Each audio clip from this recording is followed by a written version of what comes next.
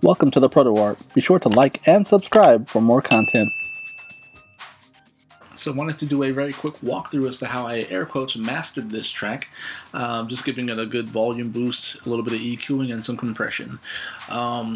So T-Rax has a few functions that I really liked. There was a perceived loudness meter giving you a indication of the range you want to aim for with this green bar. It also has a settings option where you can choose different genres and kind of gives you a rough estimate as to what you want to aim for. It also has a peak meter above that, which gives you a range showing you if you get to 0 that you're going to be distorted. You don't want to aim for 0 in the digital realm. That is distortion. That's bad.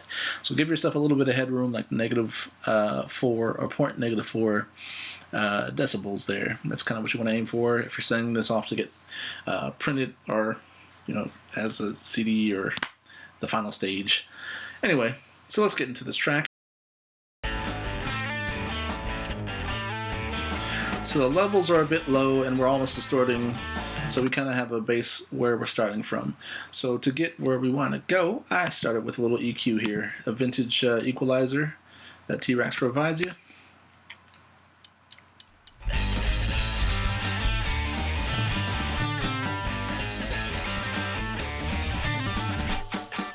Giving it a little bit more body, a little bit more mid-range, also some attenuation in the highs.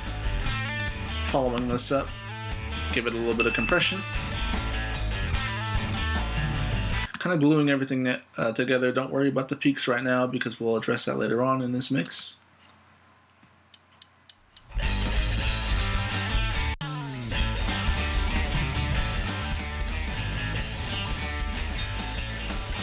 So this compressor is okay, but I added a little bit more with this HowTo compressor. It gives me the option to do mid-side compression, meaning you can address any issues independently. So you can compress the center as well as the sides separately, giving each its own ratio, attack, release, input volume, and compression, as well as output, which is really useful if you're trying to balance a track that's not quite as balanced as you'd like it to be. Following this, I gave it a little bit more compression with this bus compressor, giving me more control overall.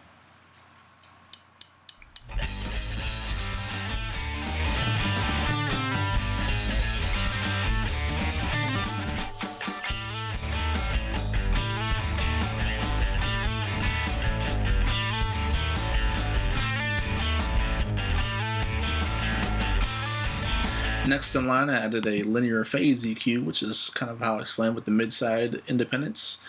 Gave me that same option with this EQing, so I can EQ this independently, the mid and the sides. You can control the various frequency ranges, cutting and boosting. So I added this next.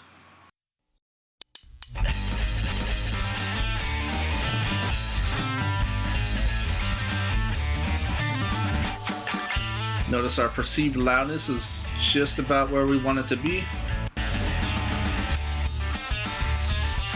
Even though we are kind of slightly distorting, we can adjust that in our final stages here using a soft clipper.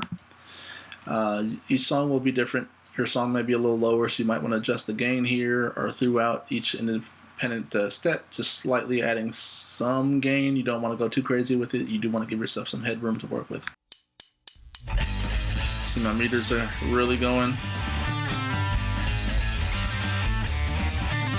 But with this, it keeps it from going within that 0 range we don't want. I gave myself 0.2. I can actually even go like 0.1 if I wanted.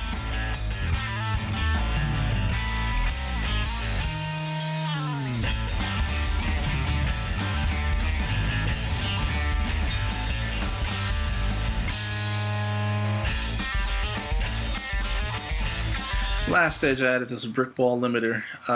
Again, if your tracks are a bit low, this is a good way to boost the overall gain. And yeah, guys, that's pretty much all I did for this track, but we will A and B the originals. So with this compare option,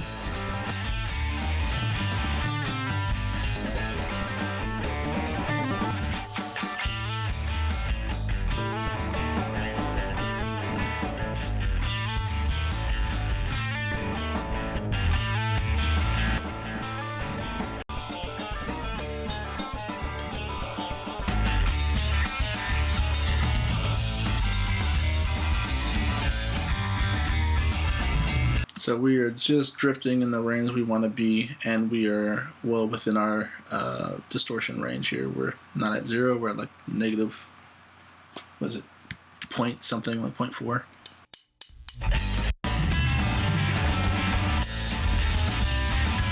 If you wanted to do, you can add your fade-ins and fade-outs. You can add multiple audio files and bounce this out as an entire project. Last step you would hit would be process, and it would send it out.